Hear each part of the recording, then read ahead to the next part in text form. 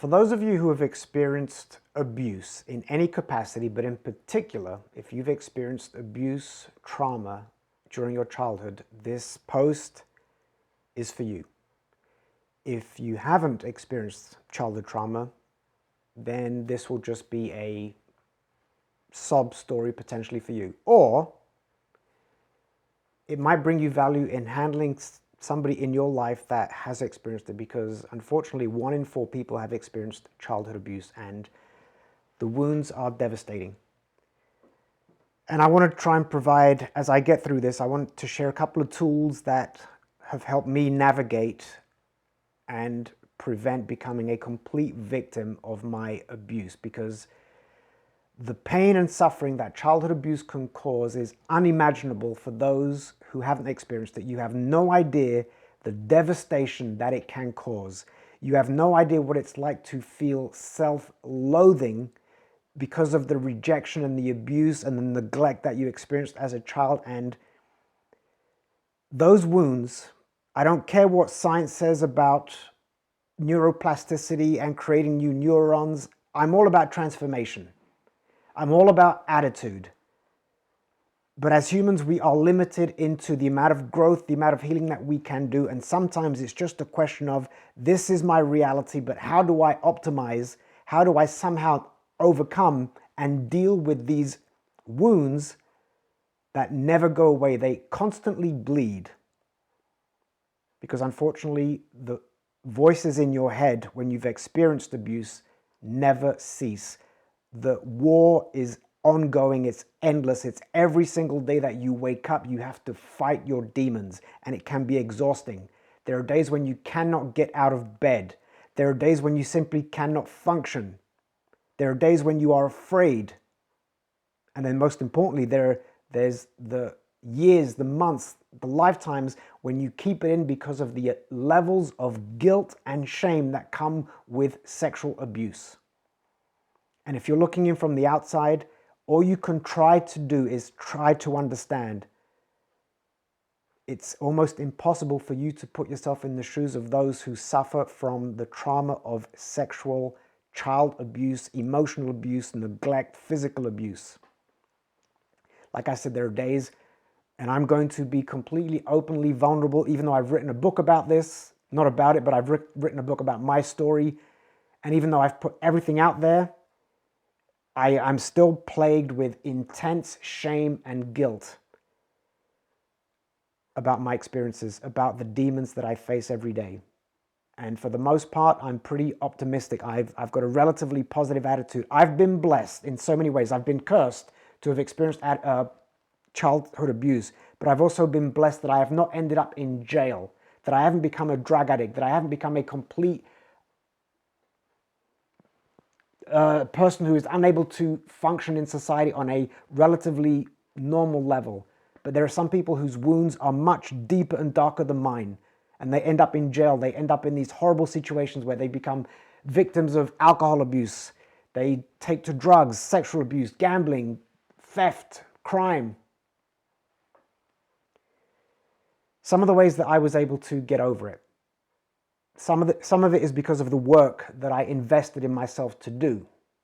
But some of it are simply external forces that are bigger than me. You can call them angels, you can call it God, you can call it whatever power you wish. For my atheists out there, add in the blank.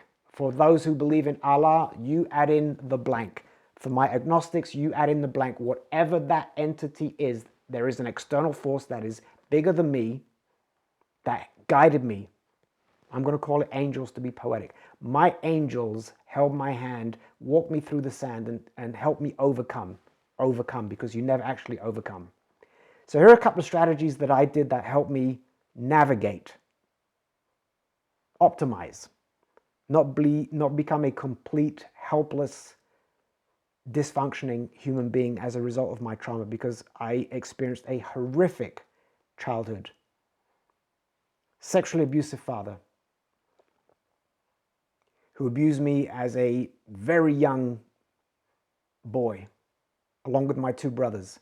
And then I experienced more sexual abuse at the age of 16. And I witnessed him abuse my siblings, and I also carry the guilt that maybe I should have done more to protect them. But that's another story. Either way, the sexual abuse is something that I don't remember it when I was a child, but my body does. The memory is in there. And for those of you who have been abused, you will understand this. Even though the visuals and the experiences might be blocked out in your mind, the subconscious still remembers and still knows, and it will still impact your ability to function on a daily basis. So how did I overcome those abuses? Oh, and by the way, beyond the sexual abuse of my father, my mother unfortunately was an alcoholic. As a result of some of the things that my father did, I'm filling in some blanks here, she probably couldn't handle it. She found salvation in the company of Guinness and gin. And through her moments of drunken anger and frustration, she would throw me and my two brothers out onto the streets of London, and we'd steal food to eat. We'd cuddle up in doorways to fight the cold. And somehow, I always lived with an element of hope that tomorrow is going to be better. And I'm going to get into some things that I even did as a child to help me overcome those that might bring you value and help you overcome your challenges. After that, we were placed into a home, like an orphanage. There were drugs, regular fist fights, teenage prostitution, attempted suicides, stabbings, you name it. All of that horrible type of crap shit. By the way, I might curse. You don't often hear me curse, but I might. And all that type of shit went on, and somehow, guiding angels, the work that I did, and some of the tools that I'm going to share helped me get through it. The youngest thing that I implemented, or the earliest thing that I implemented as a very young child, was hope. Basic hope. In fact, I have a tattoo here. It's Japanese. I'll show you later. It's Japanese for hope. Kibo means hope. My dog name, his name is Kibo. I lived with hope. The hope that tomorrow would become better. And then to add to the element of hope, you've got to start instilling belief that tomorrow can and will be better. It's poetic and it's not easy to do, but hope and belief. The next key component was to make a decision that, because even at a young age, I could see the path that other children in the home had gone down. And I chose that. And the choices aren't hard when you've been victimized. They are not easy. They are so hard. They are not easy. But I told myself, that is not my destiny. That is not my path. This is what I want. I don't want that. Now, once you've decided what you want, of course, that's where the real work begins. And so how did I face my own demons? The biggest first thing that I did is I channeled it. Those of you who are into science and physics, you will know that energy never dies. All you can do is channel it or change it into something else. So all the pain, all the suffering, all the tears, all the nightmares, all the hurt, all the self-loathing, all the neglect, the rejection, I channeled it and put it all into soccer. Soccer became my salvation, and everything, all those emotions that I had went into the sport, and I didn't literally kick the crap out of the ball, but everything that I felt, I put into the soccer ball. I put into wanting to score a goal. I put into wanting to become somebody and something. I channeled that anger, that hurt, that pain into something. Find something that you can channel your hurt into. The next step is I became a performer. That was amazing. It was the release. So another key component about your hurt and your pain is find ways to release it. Don't allow it to build up and pent up, because it will manifest and it will impact you even more. So find ways to release it. As a performer, as a dancer, as an acrobat, I released it on the stage. And it was a beautiful thing. Here's the thing about your suffering and your pain. If you find a way to somehow manage it and transfer and channel it, the way you negate the assholes who fucking raped you is by turning your pain into purpose. And showing them that you are more than the way that they treated you, because you are.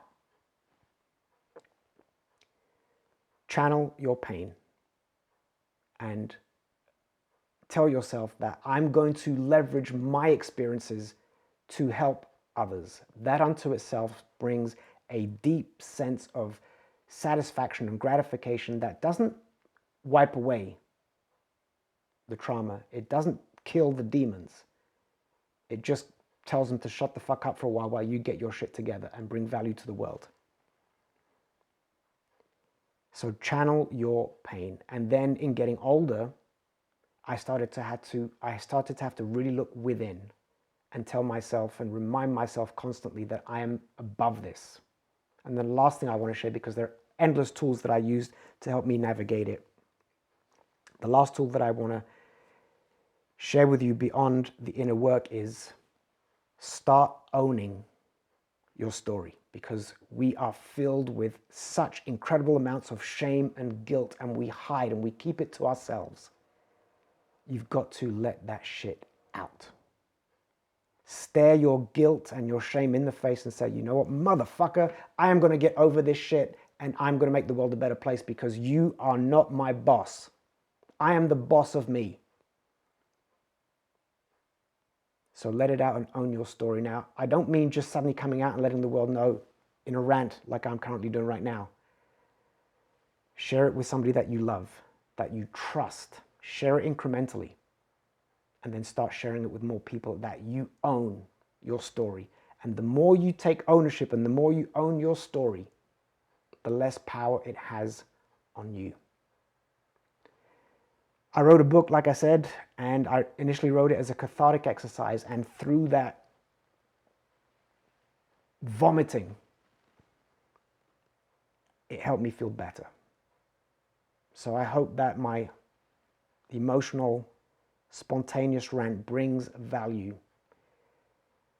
And then through sharing your story, you also, this is the beautiful domino effect, by you sharing and owning your story, you let others know that they are not alone, because that's another element of the torture that goes on with abuse, is that you feel alone.